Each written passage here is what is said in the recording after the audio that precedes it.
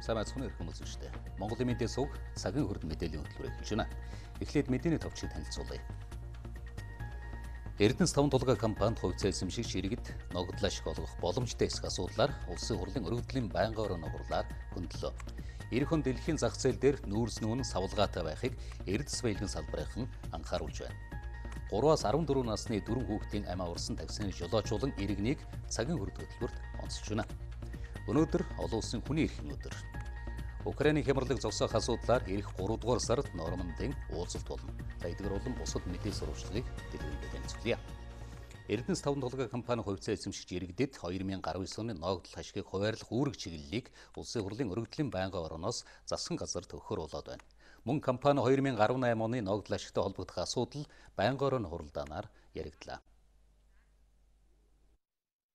Эрдэнэс 5 толгой компани нийт хувьцааны 85%-ийг нь засгийн газар, 14.7%-ийг нь иргэд, тэг зууны 5%-ийг нь аж ахуйн нэгжүүд эзэмшдэг байна. Харин иргэдийн эзэмшдэг хувьцааны ногдлол ашгийг хуваарлахтай холбогдох асуудал улсын их хурлын өргөдлийн байнгын орооны хуралдааны үеэр хөндөгдөд байна. Тухайлбал 2018 оны ногдлол ашгийг нөхөн олгох боломжтой эсэх тухайд яригдлаа.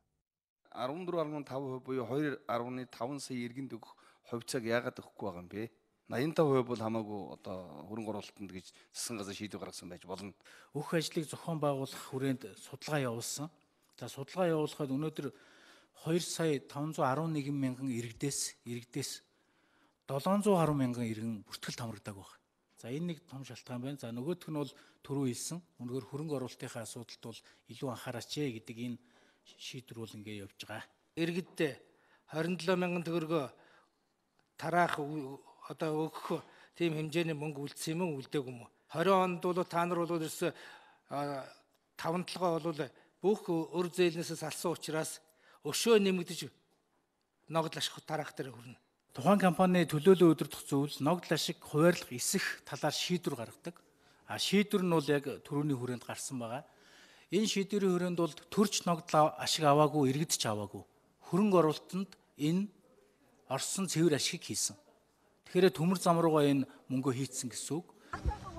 Эрдэнэс 5 толгой компани хувьцаа эзэмшигчдэд 2018 онд хуваарлах ёстой байсан ногдлол ашгийг цаашид нөхөн олгоход анхаарах чиглэлийг засгийн газрын тэргүүн өмнө компани удирдлагуудад өгч байсан байна. Харин улсын их хурлын өргөдлийн байнгын хорооны хувьд энэ удаа засгийн газарт тодорхой арга хэмжээ авч ажиллах чиглэлийг өгöd байна. Эрдэнэс 5 толгой хувьцаат компани нийт хувьцаа эзэмшигч иргэдэд 2019 оны цэвэр ашигаас ногдлол ашгийг хуваарлах асуудлыг шийдвэрлэх. Компанийн тухай хууль заасны дагуу Эрдэнэс 5 толгой хувьцаат компани хувьцаа эзэмшигчдэд ногдлол ашиг авах хувьцаа эзэмшигчдийн хуралд оролцож саналаа илэрхийлэх эрхийг хэрэгжүүлэхэд анхаарч ажиллах гэсэн ийм чиглэлүүдээр үүрэг болгож байна. Мөн Эрдэнэс 5 толгой компани хуримтлагдсан ашгаас 5 толгойн ордын үн цэнийг өсгөж, үр өгөөжийг нэмэгдүүлэх зорилтын хүрээнд хэрэгжүүлсэн ажлын явцын талаарх мэдээллийг олон нийтэд хүргэх үүрэг чиглэлийг өргөдлийн байнгын орооны гишүүд засгийн газарт өгöd байна. Мөн хувьцаа эзэмшигчдийн бүртгэлийн ажлыг эрчимжүүлэх ёстой гэдэг үүднээс байнгын орооны гишүүд хандаж засгийн газарт мөн л үүрэг чиглэл өглөө. Хэрэгжилтийг зохицуулах газрын дарга мөнх төр.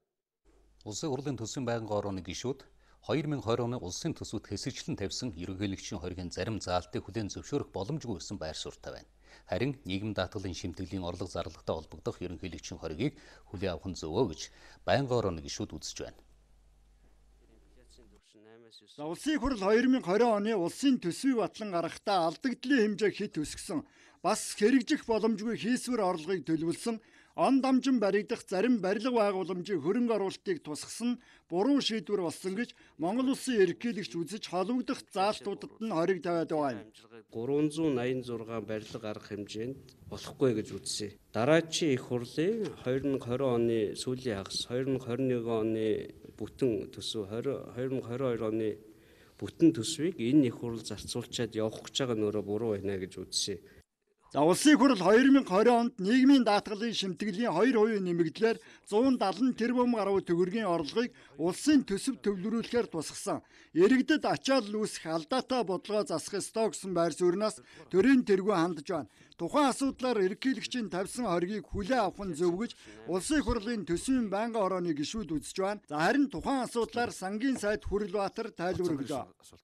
Нөгөө их гоё нэртэй бондуудыг авсан төсөв 4-5 төсөвтэй явж замбраагүй, төсвийн сахилга батгүй юу дураараа хийж төсвийн алдагдлыг дотоодын нийт тэтгэврийн 17% хүргэж байх үедээ одоо бий болгосон одоо өрийн асуудлуудыг энэ дээр бид нар бас ярих л учиртай шүү дээ. Тэр өөрөө төлж чадахгүй учраас олон улсын валютын сангийн хөтөлбөрт ороод 2017 оны 4 сарын 14-нд улсын хурлаар энийг баталсан. Түүнээс биш хөрөлцөхийн засгийн газар татвар нэмж орж ирсэн юм ширхэгч байхгүй. За мөн улсын хурал ирээдүйн өв сангийн тухай хуулийг 2016 онд батлан гаргасан. Тухайн хуулийн дагуу ирээдүйн өв сангийн корпорац байгуулагдах ёстой байсан боловч өнөөг хүртэл хэрэгжээгүй. Энэ удаагийн улсын хурал хуульд нэмэлт өөрчлөлт оруулж сангийн яамны мэдэлд оруулахар шийдсэн. Энэ бол буруу шийдвэр болсон гэж Монгол улсын ерөнхийлөгч үзэж мөн л хориг тавиад байгаа юм. За улсын хурал ерөнхийлөгчийн хоригийг хүлээн авах хэсэг шийдвэрийг чуулганы нэгдсэн хуралдаанаараа хэлэлцэж байж гаргах юм. 2020 оны улсын төсвийн зарим заалдуулан ирээдүйн өв сангийн хуульд ерөнхийлөгчөнд тавьсан хоригийг улсын хурал хүлээн авах шаардлагатай гэж улсын хурал дахь ардчилсан намын зөвлөл үзэж байна. 2020 оны улсын төсөвт хөрөнгө оруулалттай холбогдох асуудлаар Монгол улсын ерөнхийлөгчийн тавьсан хоригийг улсын хурал хүлээн авах шаардлагатай. Тухайн заалтууд эдийн засагт сөрөг нөлөөтэй гэж улсын хурал дахь ардчилсан намын зөвлөл үзэж байна. Мөн ирээдүйн өв сангийн яамны харьяалалд оруулах нь буруу гэсэн байр сууриас зөвлөлийн гишүүд хандаж байна. Ирээдүйн өв сангийн хуулийг бид нар батлахдаа бие даасан хараат бус байна гэдгийг баталсан. Энэ ямарваа нэгэн төрийн болон төрийн бус байгууллагын хяналтанд ор хэрэгжихгүй шүү. Энэ бол ард түмний сан шүү. Ард түмний сан бол хараат бус байгаад корпорац байгуулад яваараа гэдэг хуулийг бид айл 2015 онд баталсан санагдаж байна. За нийгмийн даатгалын шимтгэлийн 2% нэмэгдлэр 2020 оны улсын төсөвт орлого төвлөрүүлэхээр төлөвлөсөн буруу шийдвэр болсон. Иргэдэд татварын ачаалал үүсгэж болохгүй. Улсын хурал ерөнхийлөгчийн хоригийг хүлээн авах ёстой гэсэн байр сууриа улсын хуралд харсан намын зөвлөл мөн л илэрхийлээд байна.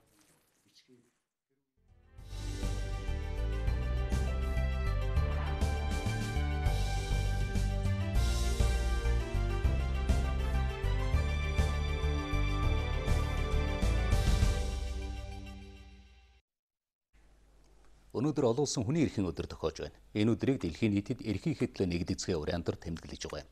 Хүний эрхийн үндэсний комисс жилдээ 600 гаруй гомдол ирж байна. Хүний эрхийн үндэсний комиссд өдөр дунджаар 3-аас 4 гомдол ирдэг.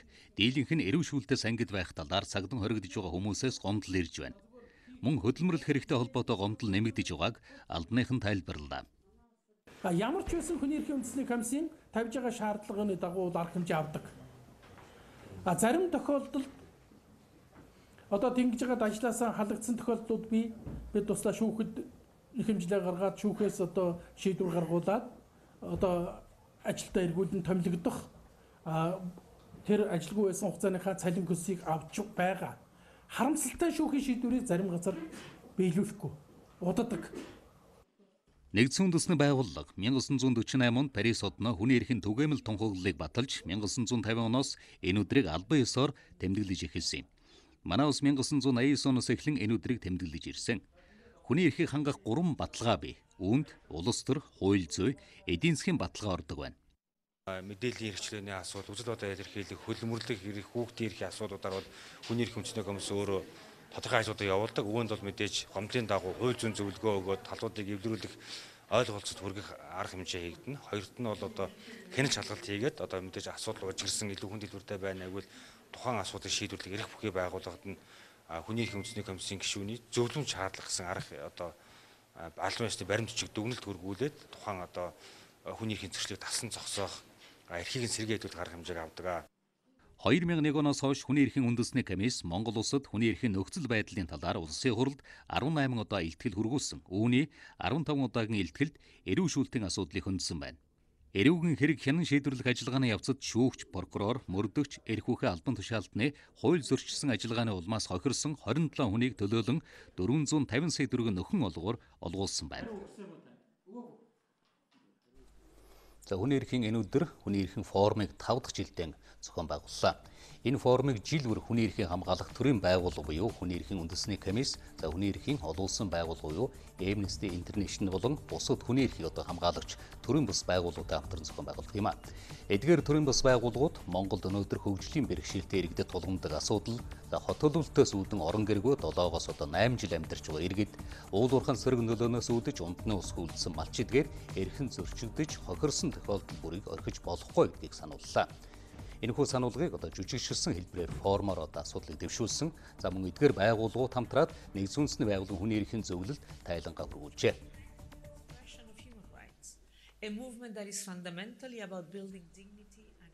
Манай улс эрүүдэн шүүсэн тохиолдлыг мөрдөн шалгах албыг татан буулгаснаас хойш хэргийн үнэн мөнийг тогтоох боломжгүй болсон гэж судлаачид өгнж байна. За үүнээс болж хүний эрхэнд ноцтой халдсан буруутай этгээд ялж авших боломж бүрдэж байгааг эрүүдэн шүүхийг зогсоож чадсан сэдвэд хэлэлцүүлгээр хөндлөө.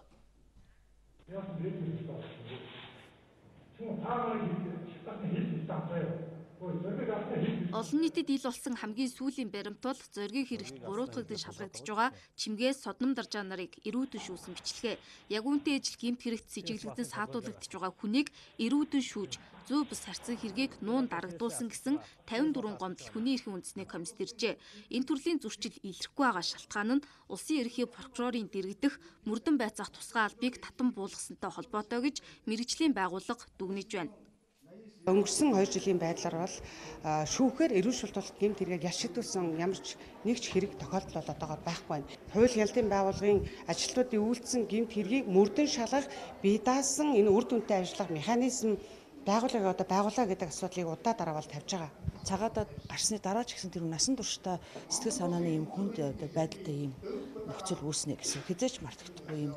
Эргүүлээд нөхөн төлбөр хийх тул манайхаар хуулиар томоохон юм нөхөн төлбөрийн асуудлыг яаж тогтоохон зөв гэж би боддгийг. Тухайн иргэн гэмт хэрэгт холбогдсон байсан ч хуулийн дагуу эрүүдэн шүүлт болон зүй бус харилцан хандлагаас ангид байх хэрэгтэй. Харин эрхээ эдлэж чадахгүй байгаа шалтгааныг судлаачид ингэж тайлбарлалаа. Бид нар яагаад энэ эрүүл шүүлтийн хэрэглээд байна гэхээр нэгдүгээрт манай хууль ялдын байгууллагын хуучин арга барилаас салахгүй байна. Хоёрдугаар шинжлэх ухааны болон орчин үеийн техник технологиг бид нар ашиглахгүй байна гэж. За нөгөө талаасаа энэ илүү улс төрийн шинжтэй нэг асуудал байгаа юм. Улс төрийн хүчнүүд төр захиргааны байгууллагаас энэ асуудлыг шийдэх ямар нэг хичээл зурмал чанарт гарахгүй байгаа байхгүй. Яагаад тэгэхээр улс төрийн байгууллагууд улс төрийн шинжтэй шийдвэрийг хууль ялдын байгууллагад гаргаж байгаа. Олон улсын байгууллагын өмнө хүлээсэн үүрэг тавьсан зорилттой хүрэхийн тулд шүүхийн хараат бус байдал прокурорын бие даасан байдлыг бүрдүүлэх хэрэгтэй. За мөн эрүүдэн шүүсэн зүй бус харьцан мэдүүлэг гомдлыг шударгаар мөрдөн шалгаж хариуцлага хүлээлгэхээ баталгаажуулах хэрэгтэйг мэргэжлийн хүмүүс хэлж байлаа.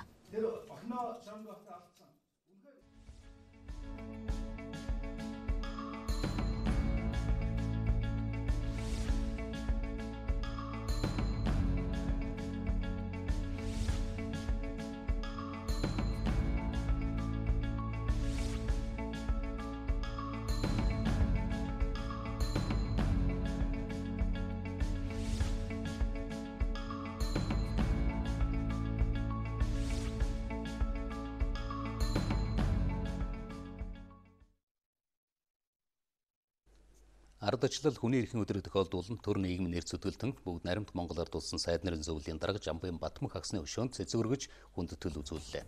Тэрээр ардчлал зах зээлийн нийгэм шилжих үед улс төрийн товчоог бүрэн бүрэлдэхүүнээр огцруулах түүхэн шийдвэр гаргаж өнөөгийн ардчлалсан нийгмийг тайван замаар байгуулах үндэс суурийг тавьсан гэж олон нийт үнэлдэг.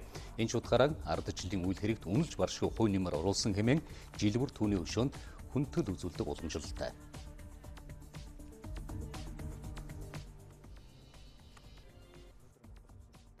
Нутагшуулах, ардчлалыг бий болгоход бол үнэтэй хувь нэмрийг оруулсан гэж бид үздэг.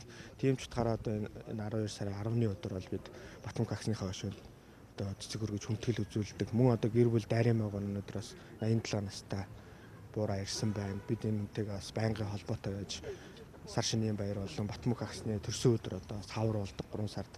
Энэ үед бол байнгын арга гэртээр холбогдож бас ингэж тусал дэмжиж явдаг. За одоогоос 30 жилийн өмнө 12 дууссан 11 өдөр Монголын ардчилсан холбооны залуус анхны суглаанаа хийж хүний эрх хэрэгчлээ хүндэтгэх асуудлыг тусгасан 13 зүйл өгөх шаардлагыг тухайн улс төрийн төвчөндөд хүргүүлжсэн түүхтэй ардчил эрх чөлөөний хөтөлбөр тэмцсэн түүхэн өдрийг дуусгаж өнөөдөр Сүхбаатарын талбайд ардчилсан хөлсөлөн ойзруулсан хүндэтгэлийн тоглолт болсон юм а. Хүний эрх хэрэгчлөөний төлөө тэмцэж явсан ардчлалын партизанууд энэ үеэр үзэл бодлоо илэрхийлж тухайн үеийн дурсамж ясан хуваалцсан юм.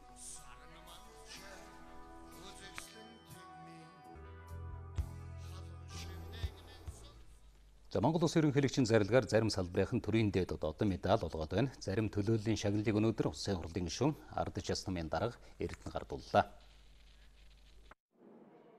За тулгар төрийн 2228 жил Их Монгол улс байгуулагдсны 813 жил үндэсний эрх чөлөө тусгаар тогтнолоо сэргээ мандуулсны 180 жил ардын хувьсгалын 98 жил ардчилсан хувьсгалын 30 жилийн ойг тохиолдуулан Монгол улсын ерөнхийлөгч Баттулга зарлиг гаргаж зарим салбарын зүтгэлтнүүдийг хөдөлмөрийн гавьяаны улаан тугийн одон алтан гац содон болон хөдөлмөрийн хүндэт медалаар шагнаад байгаа юм. За төрийнхээ хайр ишгийг хүртсэндээ талархаж байна гэдгээ шагналын эзэд хэлж байна.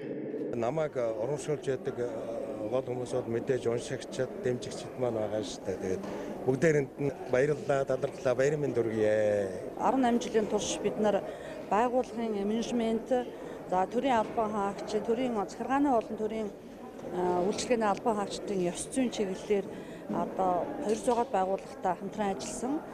Үндэсний үйлдвэрлэгчид, жижиг дунд бизнесийнхэнд бид бас овоо хүрч ажилласан нэг одоо үнэлж байгаа гэж ойлгож байна. Бидний үүсгэн байгуулсан одоо энэ хувьсгал бол Монголын ирээдүйн бүр хөөхд хойч үеийн маань гэрэл гээгээтэй эрх чөлөөтэй ад жаргалтай сайн сайхан амьдрах үндэс суурийг бүрэн утгаар нь тавьсан гэж би үздэг. Харин ардчилсан намын удирдлага болон бусад албаныхны хувьд төрийн дээд одон медаль хүртсэн иргэдэд ажлын улам их амжилт сайн сайхныг хүслээ. Байгалийн аливаа гамшиг эрсдлийн үед төрдөө нэмэлт хүч болон ажилдаг Монголын улаан загалмай нийгэмлэг олон улсад хүмүүнлэгийн ажиллагаа явуулах хэрэгтэй боллоо.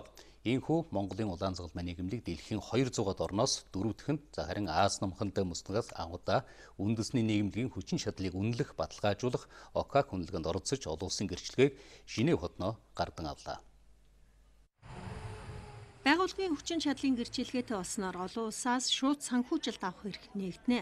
Мөн Монголын улаан загалмай нийгэмлэг зөвхөн үндэсний хэмжээнд байгалийн аливаа гамшиг эрсдлийн үед хүмүүнлэгийн тусламж үзүүлдэг байсан бол одоо ажилтнууд нь зэвсэгт мөргөлдөө нийтийг хамарсан үмээс хамуун гээд хаана тусламж хэрэгтэй байна? Олон улсын томоохон үйл ажиллагаанд тус нийгэмлэгийн 8 ажилтан ажиллах гэрчлэгээтэй болжээ.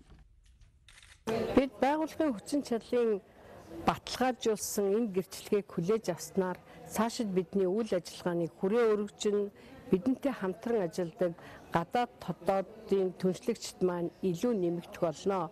Бид зөвхөн Монголдо төдийгүй зүүн Аз намхан далайн бүсийн хэмжээнд хүмүүнлэгийн чиглэлээр идэвхтэй үйл ажиллагаа явуулах бүрэн боломжтой болж байна. За энэ гэрчлэгийг Женев хотно хуралдаж байгаа олон улсын улаан загалмай улаан авирган сар нийгэмлэгүүдийн холбооны 22 дахь удаагийн ерөнхий ассамблегийн үеэр гардуулаа өгсөн. Улаан загалмай нийгэмлэгийн ажил олон улсын стандартыг хангасан нийтдээ 94 шалгуур үзүүлэлтээр баталгаажуулдаг.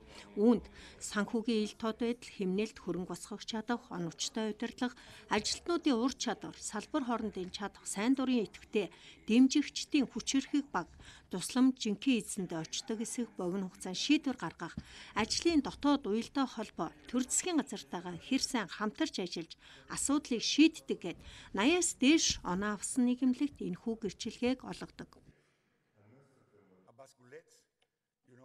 Энэ удаад Монгол болон Коста-Рикад энэхүү гэрчлэгээ гардуулан өгч байна. Монголын улаан загалмай нийгэмлэг сүүлийн 5 жилд маш идэвхтэй ажиллаж, хүчтэй нийгэмлэг болж чадсанд баяртай байна. Үнэхээр одоогийн удирдлагын баг том зорилт тавьж түүнтэй өргөхийн төлөө шаргуу ажилласан гишүүн 200-аад орны өмнө зарлахад баяртай байна. Монгол улсын улаан загалмай бүс нутагтаа хамгийн идэвхтэй санаачлагч нийгэмлэг болж чадсан. Тухайлбал зуудын гамшигын үед бэлэн мөнгийг шууд малчтын дансанд хийх шинэ аргыг анх удаага амжилттай туршилсан. Энэ нь олон улсад түгээх сайн туршлага. Хэнд ямар цагт яаж хүрч тусламж хүрэхээ маш тодорхой болгож чадсан. Хуулиа батлуулсан цөөхөн хэдэн нийгэмлэгийн нэг Монгол гээд богино хугацаанд ажил нүдэн дээр эрс сайжирсан.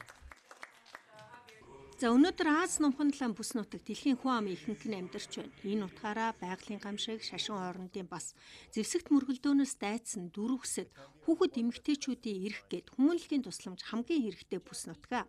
Ийм дулаан загалмай нийгэмлэг хэдий ч хинээ хүчирхэгжин олон хүний амьдралын чанарт тэр хэмжээгээр эрг өөрчлөлт авчирна. 4 жилд нэг удаа болдог ерөнхий ассамблегаар хамгийн үр дүнтэй явагдсан сайн ажлуудаа танилцуулгаас гадна эх жилүүдийн төсөв 2030 он хүртэлх стратеги төлөвлөгөөг баталгаас гадна үндэсний нийгэмлэгүүд хэрхэн үр дүнтэй хамтарч ажиллахаа ярьж тохирдог яриа хэлцээний хамгийн идэвхтэй чөлөөт талбар болдгороо онцлог. За хүний хамгийн чухал эрх бол амьд явах хэрэг. Хүнлэг халуун сэтгэлээр хүүхдийн амийг аварсан хишиг далай баасан догих эгэлжирийн баатарлаг иргэдийг цагийн хүрд мэдээллийн хөтөлбөр онцолж байна. Таксины жолооч үйлчлүүлэгчийн хамт гэрт нь шатж байсан айлын хүүхдүүдийг галын аюулаас аварсан юм. Сайн байна уу? Үндэсний телевизээс явж байна алтай шиг. Бид нэр таныг зорж ирлээ. 4 хүүхдийг тийм ээ галын аюулаас аварсан. Ерөнхийдөө өнөөдөр эндээ ажиллаж байгаа мó? Сургуулийн ойр эцгийнхээ өөргийг үлээгээд хүүхдүүдийн сургуулийн гадаа скул полисий гэж байж байна. Өглөөнөөс өглөө 7:30-аас эхлээд одоо 1:30 төр зогсон доо энд.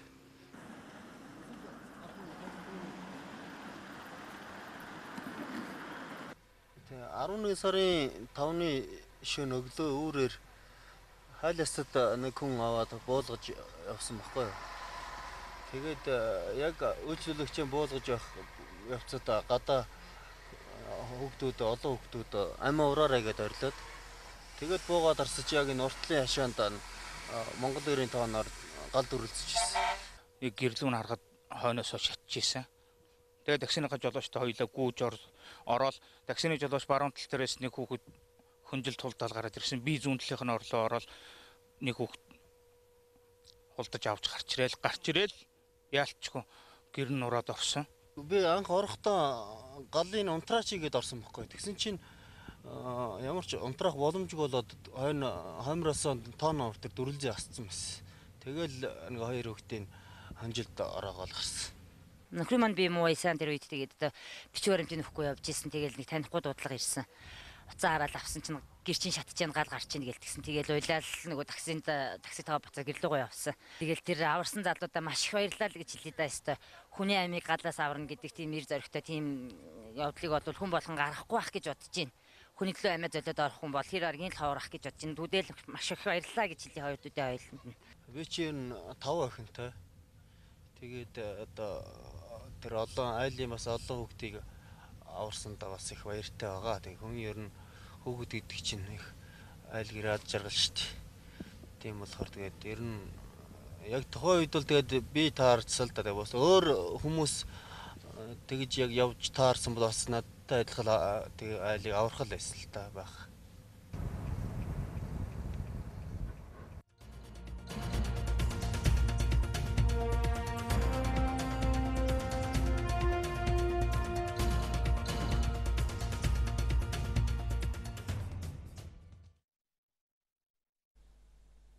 Манай улсын хөгжлийн нэг гол тулгуур нь аял жуулчлалын салбар байх боломжтой гэж төр олон нийтийн байгууллагын болон эрдэмтэн судлаачдын төлөөлөл үзэж байна. Аял жуулчлалын салбараас эдийн засгт үзүүлэх нөлөөллөг нэмэгдүүлэхийн тулд урт хугацааны бодлогын зохицуултуудыг хийх шаардлагатай гэсэн тайлбарыг мэргэжилтнүүд өгч байгаа юм а. Тухайн асуудлаар холбогдох заалтуудыг засгийн газрын ажлын хэсгийнхэн Монгол улсын хөгжлийн урт хугацааны бодлогын баримт бичгийн төсөл тусгасан байна.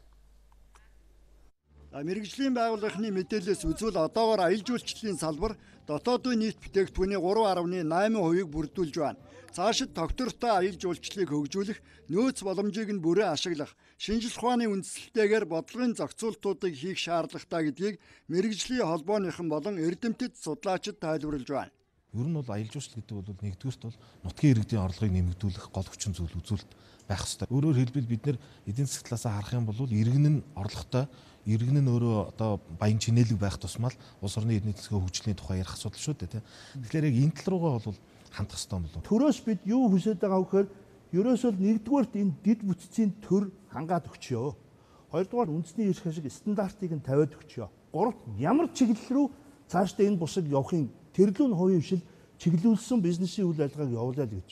Эрдэмтдийн тайлбараас үзвэл тодорхой бүс нутгуудад аялал жуулчлалыг хөгжүүлэх хэрэгтэй гэсэн байр суурьтай байна. Бас салбарын хөгжлийг хангахын тулд аж ахуйн нэгжүүдийг татвар зээлийн бодлогоор дэмжих, агаарын тээврийн хүчин чадлыг нэмэгдүүлэх, зам тээврийн сүлжээг өргөдгөх, автозам дагуу үйлчилгээний томоохон цогцлборуудыг байгуулахаас эхлээд олон талын зохицуултыг хийх шаардлагатай гэж мэргэжилтнүүд үзэж байна. Бас салбарын яамны хувьд аялал жуулчлалыг эдийн засгийн тэргүүлэх салбар болгоход чиглэсэн бодлогын зохицуултуудыг хийн гэсэн чиглэлтэй байна. Нийтдээ аялал жуулчлалын нийт үйлчилгээнд 1% татвар улс орон дээр бий болгочихё. Энэ татврын цугласан мөнгөөр буцаагаад аялал жуулчлалын салбаруудаа дэмжийе. Яавал бид дөрвөн хөлөлтөө болох юм. За дээр нь хамгийн гол хүндрэл агаарын тээвэрлэгчүүд байна. Биднэрт үнэхээр өршөлтөөний хувьд бол одоо мят тэр үн буулгаад ингээд алдаг түлээх гэдэг бол тэр алдагдлын тэр татаацаас нь санхүүжүүлдэг.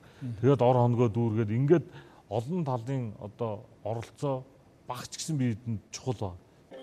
Аялал жуулчлалыг хөгжүүлэхийн тулд бусад салбарын давуу талыг ашиглах, төр хувийн хвшлийн түншлэлд тулгуурлах шаардлагатай гэдгийг ч албаныхан хэлж байна. Одоогоор аялал жуулчлалын салбарт 34,000 гаруй хүн ажиллаж байгаа юм.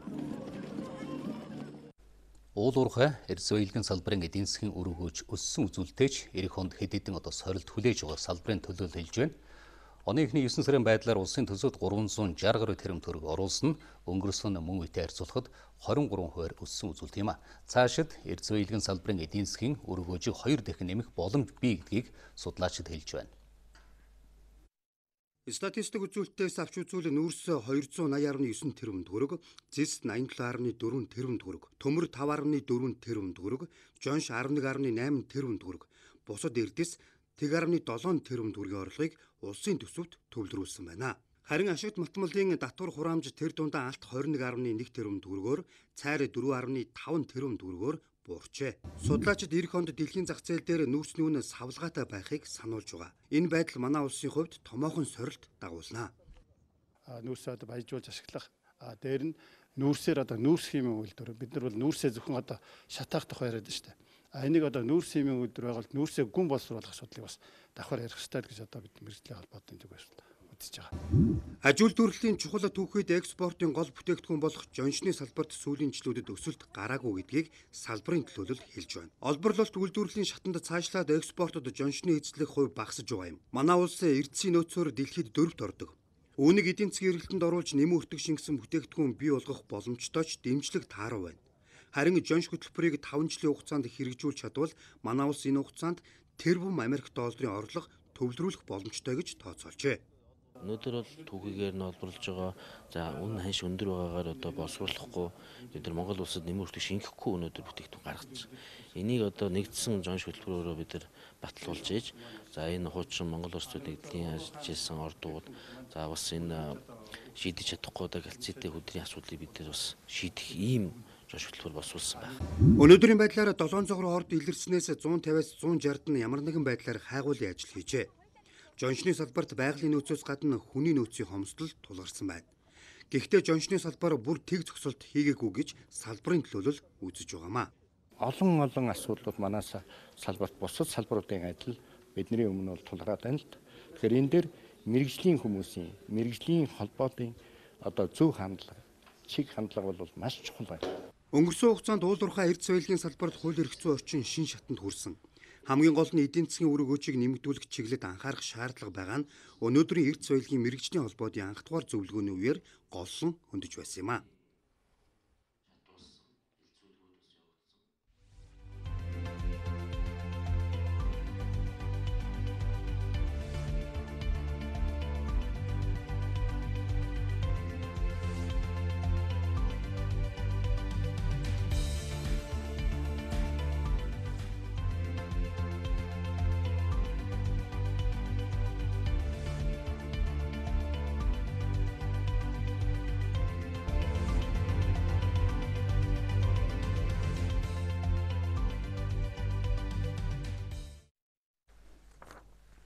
За иргэд хадгаламжийн хүүгийн орлогоос 10% татвар төлдөг болоод 2 жил гаруй хугацаа өнгөрч байна. Хуулийн үр дүнд татварын орлого жил дунджаар 100 гаруй тэрэм төгрөгөөр нэмэгдэх болоод боломж бүрджээ. Харин иргэд хадгаламжийн хэмжээнээс хамаарч хүүгийн орлогын татварыг шатлалтай болох хэрэгтэйг илэрхийлж байгаа юм. Иргэн Б 3 сая төгрөгийн мөнгө хадгаламжаа жилийн 12% хүүтэй хадгалуулахад банкнаас 360 мянган төгрөгийн хүүгийн орлого тооцдог. Иргэн ийм орлого олж байгаа учраас хувь хүний орлогын албан татварын хуулийн дагуу 360 мянган төгрөгийн 10% буюу жилд 36 мянган төгрөгийн татвар төлнө. За иргэдэд ачаалал үүсгэх хэмжээ биш хэдий ч багахан хадгаламжтай иргэдэд хохиролтой тогтолцоо гэдгийг хэлж байна. Том хэмжээний мөнгө хадгалдаг улсууд бол мэдээж алдагдaltaй л байдаг баг. Тийм зүгээр нөгөө хүүхдийн мөнгө зүүн гэдэг нөгөө бага хэмжээних болохоор гайгүй. Гэхдээ энийг бол эсэргүүцдэг. Хүүхдийн хадгаламжаас хүүгээс татвар авна гэж одоо ядаж л хүүхдийнхээс нь болох хэрэгтэй. 18 хүртэл нь те хэмжээний миний бодлол тийм л байдаг. За яг хуу насан туршсан тэр 20-с дээш насны ч юм уу тэн дээр байж болно. Хүүхдийнх дээр бол боломжгүй санагдаад. Тэн чи одоо хадгаламжаа өсгөх гэж хийж байгаа болохоос одоо тэгээд татвар өгөх гэж байгаа шүү дээ. Иргэжийн ингэ мөнгө өсгөх гэж одоо ингэ хадгаламж нийлээ. Тэрнээс нь татвар аваад тахтай айгу буруу шийтгэл гэж бодож байна. Энэ хүүхдийнхээ ирээдүйд одоо хүн болгол мөнгө хоримтлуулаад хийж байгаа тэрнээс нь нас аваад хараас хэцүү л юм шиг санагддаг шүү дээ. Хэдийгээр иргэд шүүмжлэлтэй хандсан хിവэр байгаа ч энэ бол бусад улс орнуудад ч байдаг татварын нийтлэг систем гэдгийг мэргэжлийн хүмүүс хэллээ. Нийт хадгаламжийн одоо 90 орчим хувь нь бол цөөхөн л одоо нөхцөлөдөд байна гэж бас ийм статистик мэдээлэл яриад байгаа шүү дээ. Энэ тохиолдолд бол энэ бол нийгмийн шударга байдлыг хангая гэвэл бас тэр хэмжээндээ илүү ачааллыг өрүүлж бага орлоготой хэмжээнд нь бага ачааллыг өрүүлэх ч юм уу тийм бодлогын шийдлүүд гарахыг бол үгүйсэхгүй. Бага хэмжээний хадгаламж хийгээд тэндээсээ бас хөрөнгөлүүлэх гэхэд 10% авна гэдэг бол тэр хүмүүст мэдрэгж байгаа талаараа мэдрэмжийн хувьд л илүү ачаал үүрч байгаа тийм мэдрэмж бол байгаа нь ойлгомжтой. Гэтэ татвар өөрөө бол шударга байх, тэгш байх гэдэг агуулгаараа ялгуурлах боломжгүй. Манай улсын хувьд нийт мөнгө хадгаламжтай иргэдийн 22% нь 20 хүртэлх сая төгрөгийн хадгаламжтай. Үүнд хүүхдийн мөнгө цалингаасаа хуримтлал үүсгдэг жирийн иргэд багтдаг. Өөрөөр хэлбэл хадгаламжтай иргэдийн 78% нь 20 сая төгрөгөөс дээш хадгаламжтай.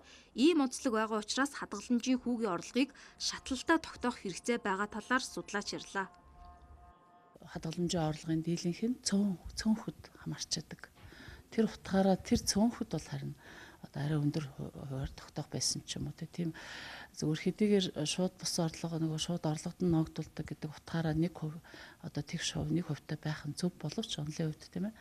Гэхдээ нөгөө талаараа ихээс их багаас бага буюу татвар төлж болох үс байх ёстой гэдэг утгаараа магадгүй бага орлогоос нь арай бага одоо 5% ч юм уу аваад тийм ээ одоо юм юу тогтоох вэ тэгш шудраг байх зарчимд нь 2017 оны 5 дугаар сарын 1-ээс иргэд хадгаламжийн хүүгийн орлогын 10% татварыг төлж байна. За энэ үед татварын орлогыг жилд 80 тэрбум төгрөгөөр нэмэх боломжтой гэж үзэж байсан. За харин одоо татварын ерхий газраас өгсөн мэдээлэлээр 2019 оны 11 дугаар сарын 31-ний байдлаар хадгаламжийн хүүгийн орлого 103.9 тэрбум төгрөгт хүрсэн байна. Нийслэлийн гэр хорооллын өрхөө түүхэн өрснө оронд сайжруулсан шахмал түвш хэрэглэж байна. Гэвч шахмал түвшнээс ялгарх угаарын хийн хордсон гэх дуудлага мэдээлэл цөөнгүй бүртгэгдээд байгаа.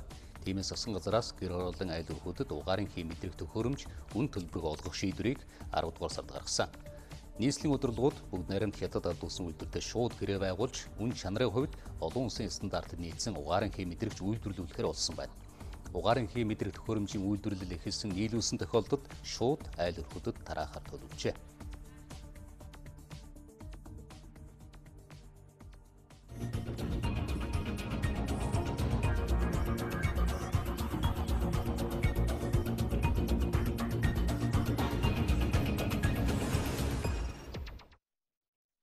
За хүүхдийн боловсролд анхаарч бүгд хамтарч ажиллахаар шинэ жилээс одоо эхлэн эцэг их сургууль цэцэрлэгтээ гэрээ байгуулсан. За гурвалсан гэрээний хэрэгжилтийн талаар чухам хуй одоо яагаад гэрээ байгуулах шаардлага үүссэн тухай бид боловсролын болонд онцолж байна. Студиуд инх сайхан ажиллаж байна. Ороо минь төргий. Ороо минь. Тэгэхээр одоо энэ сургууль цэцэрлэгүүд гэрээ хийгээд эхэлж гисэн үү? Тэгэхээр сургуульчууд цэцэрлэгчид бүгдээр яг энэ гэрээг бол энэ шинэ хичээлийн жилээс буюу 9-р сараас хийгээд эхэлчихсэн байгаа.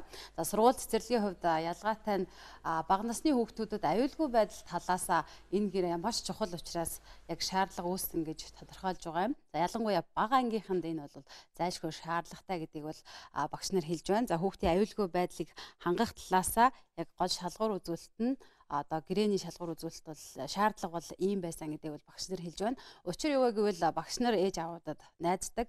Эсвэл ээж аваад багш нарт найздаг. За энэ дунд бол хүүхдийн аюулгүй байдлын асуудал бол их хүндэтдэг байсан учраас энэ гэрээнд тухайлан зааж өгсөн юм а гэдэг бол хэлж байна. За бид салбарын яамнаас бас тодруулга ярилцлагыг авсан, энэ ярилцлагыг одоо үзүүлье. Энэ судалгаагаар бол 5 хүртэлх насны хүүхдийн одоо судалгаанд хамрагдсан нийт хүүхдийн 12.5% нь одоо гэртээ ганцаараа үлддэг. Дээрээс нь 0-17 насны одоо 18.7 мянган хүүхэд буюу 18.9% нь бас эцэг эхтэйгээ хамт амьдардаггүй гэдэг бас ийм тоо баримт байгаа. Тэгээ энэтэй холбоотойгоор ерөөсөө эцэг эхийн хараа хяналтыг сайжруулах, хүүхдийн аюулгүй байдалд одоо анхаарах энэ зайлшгүй шаардлага байна гэж бас ингэж харж байгаа. Хүүхдийн аюулгүй байдалд одоо эцэг их асран хамгаалагч, сургууль сургалтын байгууллагын одоо бие биендээ найдах аюулгүй байдал талаас нь найдах бас анхаарал халамжаа сайжруулах ийм шаардлагатай үүрэг хариуцлагыг илүү тодорхой бол. Одоо тэгэхээр бүгд гэрээгээ байгуулчихсан уу? Ер нь үр дүн гарч байгаа болов уу? Үр дүнг бол эхнээс нь харж болж байна. Бидний өнөөдөр жишээ авсан яг энэ сургуулиас бол харж болж байна. Багангийн сурагчдыг ээж аауд яг ирээд хүүхдээ гараас нь хөтлөөд авдаг. Багш хичээлээ зааж дуслаа, хүүхдүүдэд хүлээлгэж өглөө. За энэ сургууль яг хэрхэн ямар системээр ажиллаж байгаа талаарх бас ярилцлагыг одоо үзүүлье. Хичээлээ заагаад дууссан даалгаврын тараагаал тэгэл хүүхдүүдэд тарааж өгч байна та. Хүүхдээ эндээс аваад эндээс дуудаад өгч байгаа учраас юу байхгүй асуудал байна. Өөрчлөлт гарч байгаа. Тийм урд нь бол нөгөө хүүхдээ ирж авдаггүй, хүүхд нь ганцаарддаг. Тэгээ манайх ч бас нөгөө гэр хорооллын хүүхдүүд явдсан шүү дээ.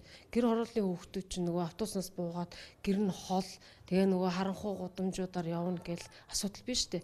Тэр нь болохоор яг нөгөө гараас гарт гэдэг нь аваад нөгөө гарын үсэг зуруулаад ирэхээр хүүхд нөгөө ганцаардахгүй янз бүрийн осолд орохгүй тэр нь хамгийн том асуудал байгаа байхгүй. За сая үзүүлсэн дүрсээр бол багангийн хүүхдүүд яг гараас гарт гэдэг ийм хөтөлбөр хэрэгжүүлээд хүүхдэд хүргэж өгч байна. За 1 2 дугаар ангийнхныг бол ээж аауд нь яг авдаг. За 3 дугаар ангиас хүүхдийг бол орхиулж эхэлдэг юм аа. Ялангуяа хүүхдүүд хичээлээ давтахдаа за гэрээсээ ирж очихдаа ч гэдэг юм уу. Энэ асуудал дээр бол их аюулгүй байдал талаас нь анхаарах хэрэгтэй болдог гэдэг багш нар хэлж байсан. За энэ үр дүнгээс гадна бол эцгийн хурал дээр бас үр дүн гарч байгаа гэдгийг хэлж байсан. Багшийн ярилцлагыг үзүүлье. Эцгийн хуралд болохоор өөр хүмүүс хурч ирэхээр би багшууд аягүй хүндрэлтэй байдаг. Яг одоо эцэгтэй ингээд гурвалсан гэргээ байгуулад эцэгтэй хүүхдээ ингээд бүрэн хүлээлгэж өгнө гэж л эгчин ч юм уу ахын ч юм уу хүрээд ирдэг болохоор яг тэр хүмүүс эргээд буцаад хариуцлага тооцоход бас хэцүү байдаг байхгүй. Тийм болохоор эцэгчүүд бол зайлшгүй эцгийнхээ хурал тогтмол ирж одоо үүргээ сайн биелүүлж явах хэрэгтэй л дээ. Эцэгчүүдээ суулгаж байгаад бид нэр гэрээгээ байгуулсан байгаа. Энээс хойш бол ерөнхийдөө бол эцэгчүүд яг хүүхдээ тогтмол цагтаа хурцрээд авж байгаа нь бол багшд бас ажиллахад бол ачаал бас гайгүй болчих эхэлсэн. Тухайн сургууль ямар зам талбайтай, за авцамтай хэр ойрхон бэ гэдгийг шалтгаалаад аюулгүй байдлыг тодорхойлж гэрээндээ бас яг энэ загвараар нь үлгэрчилж тухайлсан заалтуудыг оруулж өгдөг юм онцлогтой гэрээ болж байгаа юм. Ямар тааж байсан энэ гэрээ үр дүнд хүрч байна. За үнэлгээг бол шинэ хичээлийн жилийн эцэст бол нэгтгэж гаргана. За эхний үр дүнгууд бол ийм байна. Баярлалаа. За боловсролын булангийг сайхан өргөлөө хөтөлбөр үргэлжиж байна. Залуу сайн дураараа нэгдэн зөв үйлдэл энийг эхлүүллээ. Өнөөдөр манай улсад 5 хүн тутмын дөрөв нь нийгмийн хар бараан мэдээлэл дунд амьдарч тэр хэрээр уур бухимдалд өртдөг болохыг судалгааны дунд харуулсан байна. Тиймээс нийгэмд болон хойч үедээ зөв үйлдэлээр өдөрлөн манлайлахыг тэд зорьжээ. Миний дэ хаврах гэж байна. Ичигээ дөрхөөс гарах гэсэн чинь унаалдахгүй. Энд нэг баримт төрдөө. 1980 онд бүтээгдсэн өнөр бүлэг кино тухайн үеийн залуучуудын хандлагыг өөрчлөх зөв үйлдэл ямар эерэг үр дагавартай болохыг уран сайхны аргаар тод харуулсан гэж судлаачид үздэг. Жишээ нь гармаа яар цандарч явахдаа ахмад настан санаандгүй байдлаар мөргсөн байдаг. Ханагч уучлаарай. Би яарч яваад юм болчихлоо. Надад гурлвэ. Чи ерөн согтуу юм уу? Галзуу юм уу? Ямар ч ихтэйхэн хүүхэд вэ? Бөөм. Одны донд явахдаа бие болгоомжтой зөв авч явж сур. Яг үүнтэй адил залуус бид өдөртмийнхээ амьдралын хэв маягтай зөв дадлыг бий болгох учиртай юм а. Хэдийгээр нийгэмд стресс бухимдал их байгаа ч найз нөхөд хамт олондоо зөв харилцааг бий болгож үйлдэл бүрээ хянаж байх нь ирээдүйдээ зөв хандлагыг түгээж байгаа нэг хэлбэр юм а. Бид нар аль болох одоо энэ хар бараан буруу хөвчлийг бууруулахын тулд энийгээ уламжлуулаад авах уу эсвэл зөв зүйтэй үйлдэлээр бид нар урайлан дуудах уу гэдгийг бодлосоо одоо зөв үйлдэл аян маань ингээд уран гарч нийгмийн стресс бухимдал амар шүү дээ. Би юмтэйгээ дандаа хараад зүөхөж тэгээ би энийг доромжилсан ийм үг хэлэхтэй болсон байна. Их л ууралсан бухимдсан асуудал. Одоо хамгийн ихний үйлдэл ерөөсөө юу байсан? Гутлаа харж байгаас ахуулж эхэлнэ шүү дээ. Хог шүлсээ битгий хай Ахмад настантай хүндэтгэлтэй харьц гэж өдөр бүр хэлхийн оронд хүүхдүүдийнхээ өмнө үргэлж үлгэрлэж байх нь хамгийн үр дүнтэй арга. Өндөр хөгжилтэй оронд эцэг эхчүүд яг ийм дадлыг хөвшүүлсэн байдаг. Өөрөөр хэлбэл тэд хүүхдүүдтэй үглэж тайлбарлахаас илүүтэй үйлдэлээрээ үзүүлэхийг эрхмэлдэг. Нэг жоох л юм дочиж байгаа байхгүй. Бусад юм чадаад байдаг. Тэрийн тэгэхээр яаж нөхөж өгөх үү? Тэрэн дээр тэгэхээр энэ залуучуудаа яаж хамтарч ажиллах уу гэд ингээд яриул зөндөө юм байна. Гадны байгууллагууд эднэртэй бас нэлээд ууж холбож өгөөд бусдад сургамж болох үс ямар зөв үйлдэлүүдийг бид нар төгөөж өгөх үү гэл өшөө зөндөө асуудлууд ордог. Зөв үйлдэл аян бүх шатны төвшөнд бүтэн жилийн хугацаанд хэрэгжинэ. Зөв хүний үйлдэл нүднээс далдж зөв байдаг. Хэрхэн үзэгчдээ одоо та бүхэн олон улсын мэдээ хүлээн авна уу? Студидийн хамгаалал ажиллаж байна Орой минь дүргээ. Баярлалаа Орой минь дүргээ. За үзэгчдээ бас энэ Орой минь дүргээ. Тэгэхээр Орос улбаны улсын ерөнхийлөгч Владимир Путин, Украины төрийн тэргүүн Владимир Зеленский нар Украины зүүн нутагт гал зогсох болоод инхтэй байдлыг тогтоох тохиролцоонд хүрч байна. За Францын нийслэл Парис хотноо Нормандын дөрвөл буюу Орос улбаны улс, Герман, Франц болоод Украины төр засгийн тэргүүнэрийн Украины хямралыг зогсоох асуудлаар энэ удаагийн дээд хэмжээний уулзалтын үр дүнд ийм тохиролцоонд хүрчээ. Үндсэндээ талууд 40 он солигдохоос өмнө зүүн бүс нутагт гал зогсоох дэглэмийг хэрэгжүүлэхэд шаардлагатай арга хэмжээг авч эх 3 дугаар сард Донбасст энэ асуудлаарх дээд хэмжээний уулзалтыг дахин хийхээр болж байна. За Парисын дээд хэмжээний уулзалтын дараа талууд хэвлэлийн хурал зарлаж өөрийн гэсэн байр суурийг илэрхийлсэн юм а. Зүүн Украины асуудалд бид байр суурийн зөрүүтэй байна. Гэвч ирээдүйд болох дөрвөн талт уулзалтуудаар энэ байдлаа арилгаж асуудлын гарц гаргалгааг олох болно. Үүний зэрэгцээ Минскийн хоригдлуудыг солилцох асуудал талууд санал нэгдэж энэ асуудлаарх анхны уулзалтыг энэ сарын 24-нд товлолоо.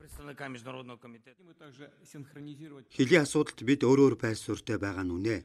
Хэдийгээр байр суурийн зөрүүтэй байгаа боловч 2015 онд байгуулсан Минскийн хэлцээрийг хэрэгжүүлэхэд бид бэлэн байна. Энэхүү гэрээг шинжлэх эсвэл өөрчлөх ямар ч шаардлага байхгүй гэж үзэж байна. Орос Украин хоёр Парисын хэлэлцээг хийхийн тулд өнгөрсөн 9 дугаар сард ялтан солилцох гэрээ байгуулж Украины зүүн бүсийн 2 байршлаас цэргээ эргүүлж татгаар тохиролцсон. Үндсэндээ энэ тохиролцоог хэрэгжүүлэх асуудлаарх уулзалт бас энэ сарын 24-нд болох гэж байгааг талууд онцолж байна. Өнгөрсөн 4 дугаар сард Украинд болсон ерөнхийлөгчийн сонгуульд урлагийн салбраас төрийн эрхэнд гарсан шинэхэн ерөнхийлөгч Зеленскийгийн хувьд сайн хэлэлцээр боллоо гэж олон улсын ажиглагч шинжээчид Нормандын уулзалтыг ингэж харж дүгнэж байна. За энэхүү уулзалтыг анх 2014 оноос эхэлсэн. За өнгөрсөн хугацаанд Украины хямралыг зохицуулах асуудлаар талууд дээд хэмжээнд болоод сайд нарын түвшний уулзалтуудыг хийж байсан юм а. Америкийн ерөнхийлөгчид импичмент зарлах хэсэг асуудал. За мөн Украинд цэргийн тусламж үзүүлэх гэдэг асуудал яригдж байгаа энэ цаг үед Орос улбаны улсын гадаад хэргийн сайд Сергей Лавров Вашингтонд айлчлах гэж байна.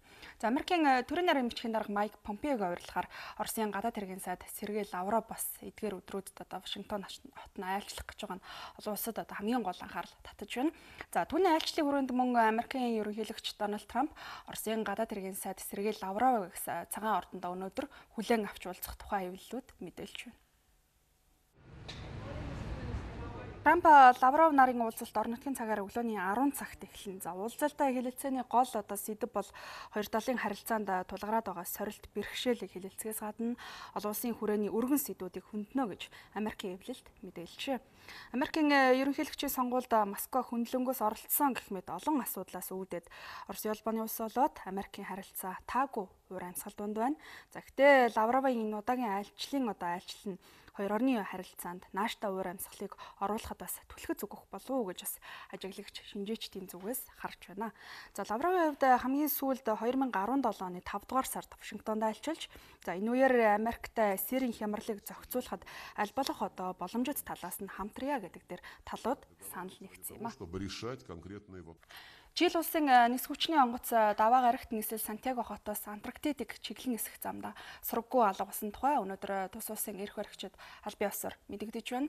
За С-130 Геркулес нэртэй энэхүү армийн онгоцонд хүлгийн багийн 17 гишүүн болоод 21 зорчигчтой хамт хөөрчээ.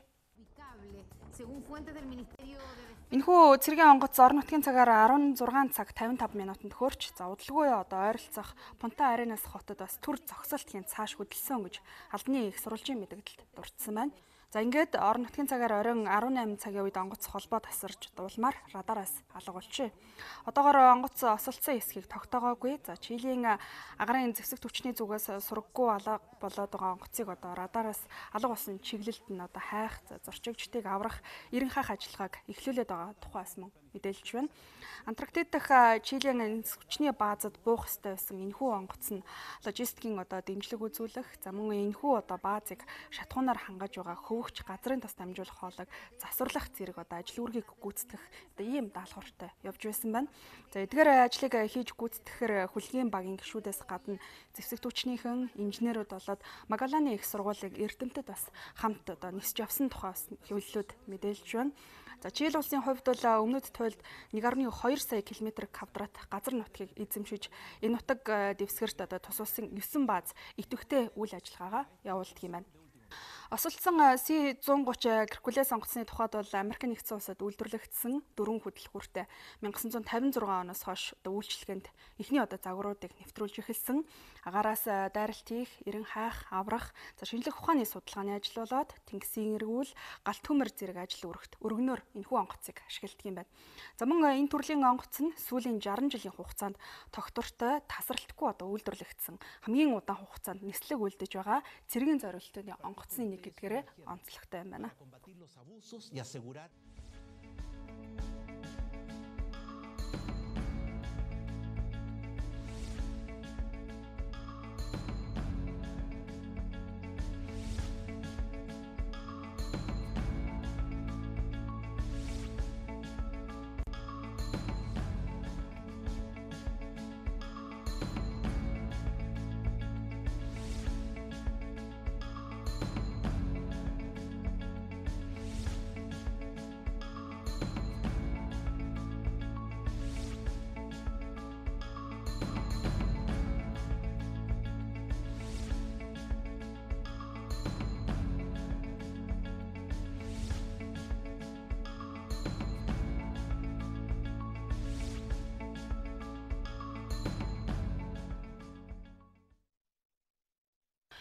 Австрали улсад ойрын жилүүдэд тохиогоогүй хэд хур ашилт ган босноос ой хэрийн төмөр өргөн хэмжээнд тархаад байна. За энэхүү төмрийн улмаас Сидней хотын агаарын чанар аюултай гэж тодорхойлдог түвшнээс даруй 11 дахин их муу. За өөрөөр хэлэх юм бол хүний биед маш хортой гэсэн дүгнэлтийг мэргэжилтнүүд гаргасан байна. Төмрийн энэ хортой утааны улмаас Сидней хотын удирдлагууд хотын гатлан онгоцны үйлчлэгийг зогсоож, за мөн өнөөдөр зохион байгуулахаар төлөвлөсөн даруулах завны олон улсын уралдааныг цуцалж, за мөн бусад шаардлагатай арга хэмжээг авч ажиллаж байна. Хотын иргэдийн хэлж байгаагаар 1-2 метрийн цаатах газар бүрэн харагдахгүй. Өөрөөр хэлбэл харагдах орчин хязгаарлагдсан байдалтай байгааг хэлж байна. За мөн энэхүү гамшигын улмаас тус улсын томоохон хотуудын нэг болох Сиднейд унтны усны хомсдолд орж болзошгүй ийм нөхцөл байдал үүсээд байна. Тиймээс өнөөдрөөс эхлээд хотын удирдлагуудын зүгээс унтны усны 2 дугаар түвшний хязгаарлалтыг тогтоож эхлээд байгаа юм байна. За 2 дугаар түвшний хязгаарлалтад өдрийн 10-аас 16 цагийн хооронд альва ус их шаардагдах услалгаа, арчилгаа, цэвэрлэгээ хийхийг хориглож байгаа юм байна. За хатуу журам хэрэгжиж эхэлсэнтэй холбогдуулаад мөн энэхүү журмыг зөрчсөн иргэнд торгуулийн арга хэмжээ авахарч тусгаж өгчээ.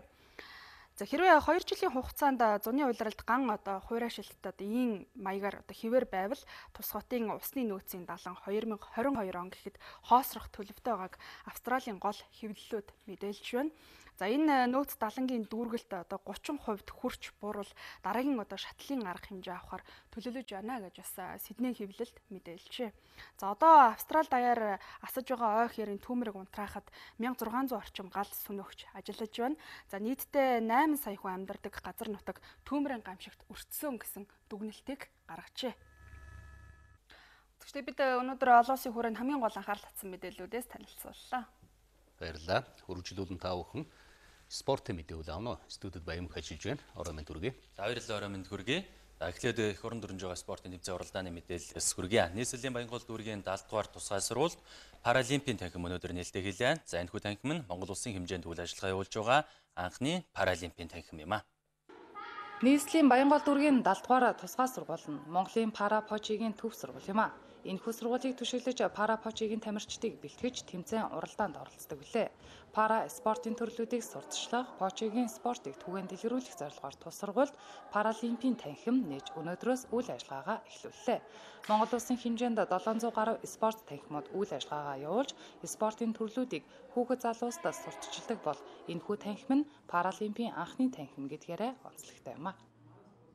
Энэхүү танхимыг одоо 2020 оны Токио Олимпиад зориулж одоо үндсэндээ бол байгуулж байгаа. Энэ танхим нээгдснээр бид манай хүүхдэд өөрийн гэсэн мөрөөдөлтэй болж байгаа. Энэ мөрөөдлийнхаа дагуу одоо энэ танхимыг одоо бид нар зайлшгүй байгуулах шаардлагатай юм байна. Энэ хүүхдэд итгэл үнэмшил өгөх ёстой юм байна гэдэг үүднээс энэ комитетийг өөрсдөө ингэж багш нарын хүчээр ингэж хийсэн комитет. 70 дугаар тусгай сургууль нь 3 жилийн өмнөөс парапочигийн спортыг хөгжүүлж одоогоор 27 сурагч энэ спортоор хичээлж байна. 12 сарын 14-нд Арабын нэгдсэн Эмирт улсын Дубай хотод болох Паралимпийн наадамд Монгол улсаа төлөөлөн тус сургуулийн 9В ангийн сурагч Ирмэн оролцохоор бэлтгэлээ базарж байна. Маш өндөр бид бэлтгэлээ базарж байгаа. Маш тэгэл.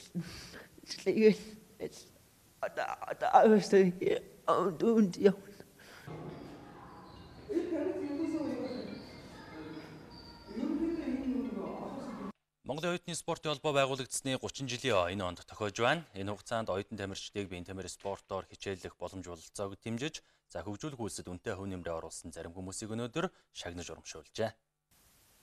Монголын оюутны спортын холбоо байгуулагдсны 30 жилийн он арга хэмжээний хүрээнд оюутан тамирчдыг дэмжиж ирсэн зүтгэлтнүүд багш тасгалжуулагчдыг шагнаж урамшуулахаас гадна оюутны универсиад их наадамд Монголын тамирчдаас анхны тодотголтой амжилтуудыг үзүүлсэн тамирчид тэдний арга ирээхнийг шагнаж урамшууллаа. Мөн энэ үеэр шилдэг оюутан тамирчдыг тодрууллаа. 2019 оны шилдэг оюутан тамирчнаар Наполи 2019 оюутны универсиад их наадмын мөнгө медаль, таеквондогийн тамирчин Молмын Түн баяр тодорсон байна. Харин 2 дугаар байрт универсиад их наадмын хүрэл медальд жудогийн тамирчин Баасан Жаргал, 3 дугаар байрт сакс бөмбөгийн 3 эсрэг 3 төрлийн оюутны Аз твийн аварга эрэгтэй багийн тамирчид тодорлоо. За өнгөрсөн хугацаанд Монголын оюутны спортын холбоо дэлхийн оюутан залуучуудын их наадмаас нийтдээ 55 медаль авсан байгаа. За үүнээс 11 универсиадын аварга төрсөн. За оюутны дэлхийн аваргаас бол 25 аварга төрсөн байгаа. За нийтдээ бол 85 медаль зэрэг ийм олон амжилтуудыг бол төв дэлхийд гаргаж байгаа. Тэгээд энэ жил бол манай 3/3-ийн хувьд маш их амжилт ариунтай жил байлаа. Эмэгтэй шгшөөг маань олимпийн эрх авлаа. Одоо эрэгтэй шгшөөг маань олимпийн эрх авах тэмцээнд оролцох гэж байна. Тэгээд бидний хувьд бол маш таатай жил өнгөрлөө. Монголын оюутны спортын холбоо нь Монгол улсын 100 орчим ихтэй сургууль, коллежийн 160 мянган оюутан залуучуудын дунд биеийн тамир спортыг хөгжүүлэх олон улсын холбоонд Монгол улсаа төлөөлж оюутан залуучуудын универсиад их наадам болон оюутны төв дэлхийн аварга шалгаруулах тэмцээнүүдэд Монголын тамирчдаа оролцуулдаг юм а. WADA буюу дэлхийн допингийн эсрэг агентлагийн удирдлагуудын хурал өчигдөр Швейцарын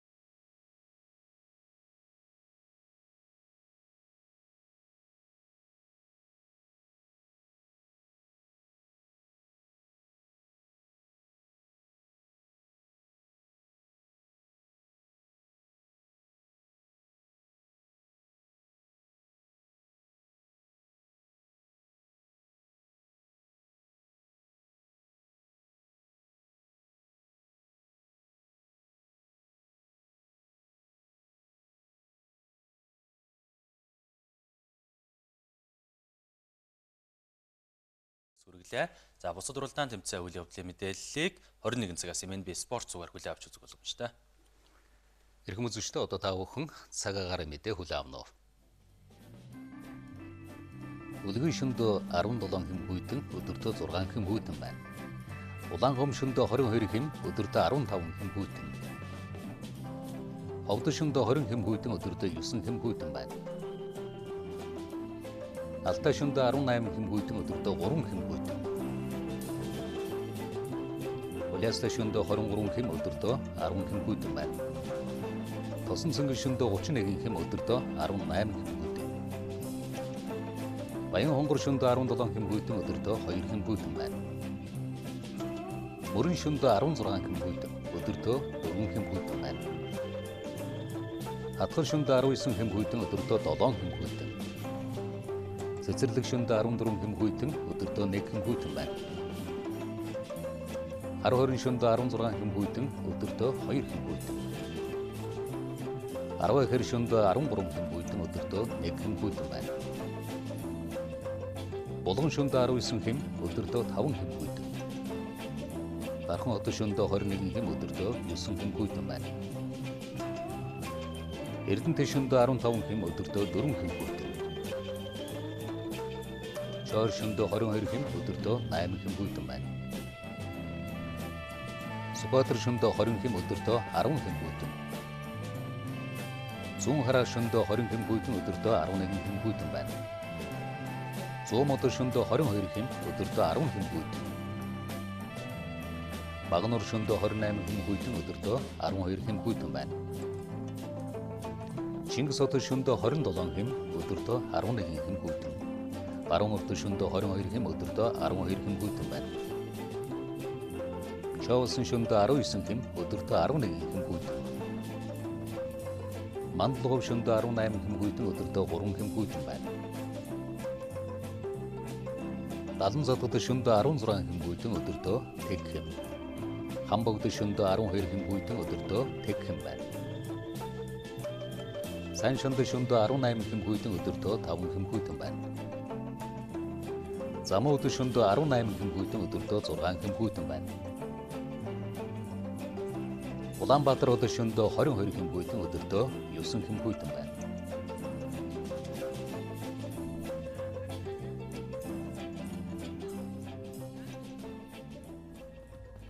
Монголын мэдээ сувг цагийн хүрд мэдээллийн хөтөлбөрөөр та бүхэнд хүргэлээ.